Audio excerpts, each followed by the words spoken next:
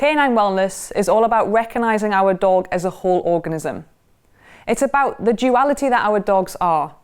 They're a domestic animal, a domestic dog, but actually first and foremost and most importantly, they're a genetically ancient canine living in a modern day world.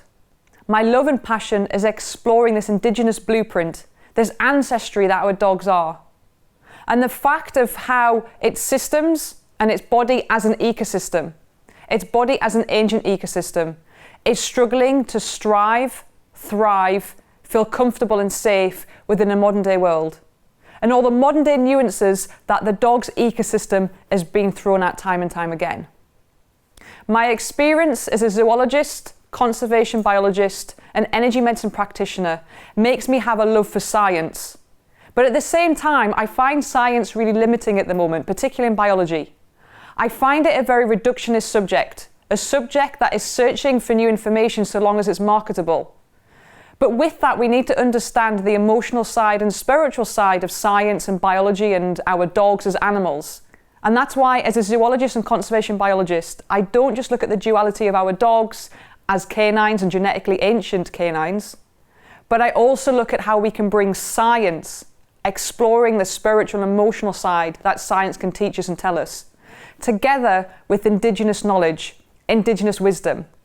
Because when we look further into this and we bring this into the walking lives and daily lives of our dogs as a domestic animal, as well as ourselves, we have a deep understanding and deep connection of how we can create resilience in our ecosystem and our dog's ecosystem.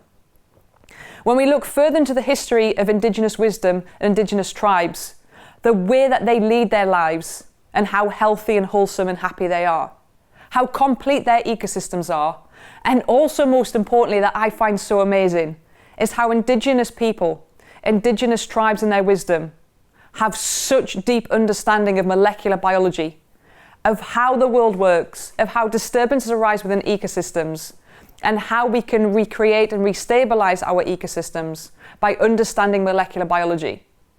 Now, they didn't know the subject was molecular biology and they don't call it that. But it's really interesting how these were the true scientists and continue to be the true scientists that don't ignore the bigger picture, but bring everything together to look at how we can make complete wellness, how we can understand wellness as a whole organism and also a whole earth.